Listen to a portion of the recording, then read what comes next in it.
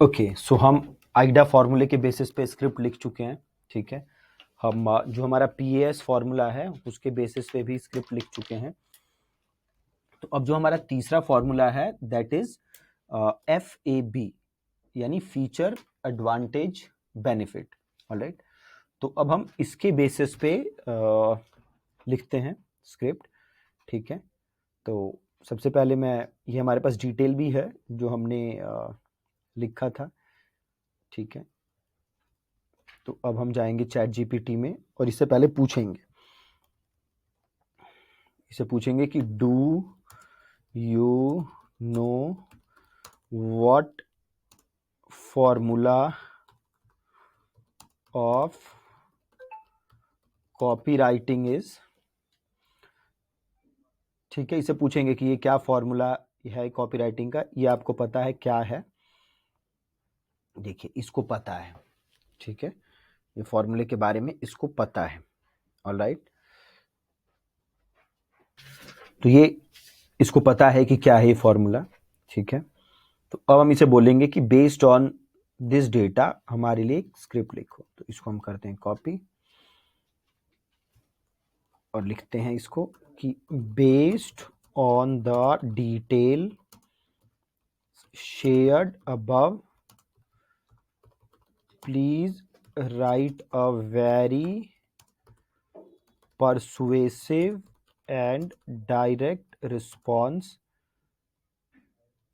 Add copy using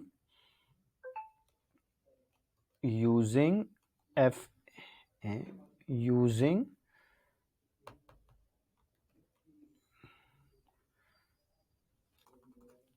formula of copywriting. Act as if you are a very experienced direct response copywriter. Alright, तो हमने इससे पूछा, अब ये हमें स्क्रिप्ट लिख के देगा। ओके, थोड़ा सा टाइम लग रहा है। Okay okay okay okay okay okay okay okay okay okay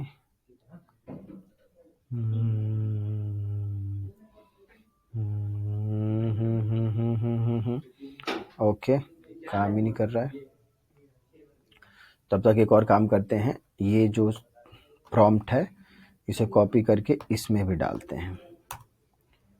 ठीक है, इधर भी डालते हैं। ओके, परफेक्ट, ये हो गया। अब ये अपना अगला जो प्रॉम्प्ट था इसको करते हैं कॉपी, यहाँ डालते हैं पेस्ट। ठीक है, तो चैट जीपीटी से बेटर आप देखेंगे तो जेमिनाई लिख रहा है हमारा। ठीक है, बहुत ज़्यादा बेटर लिख रहा है इनसे, है ना?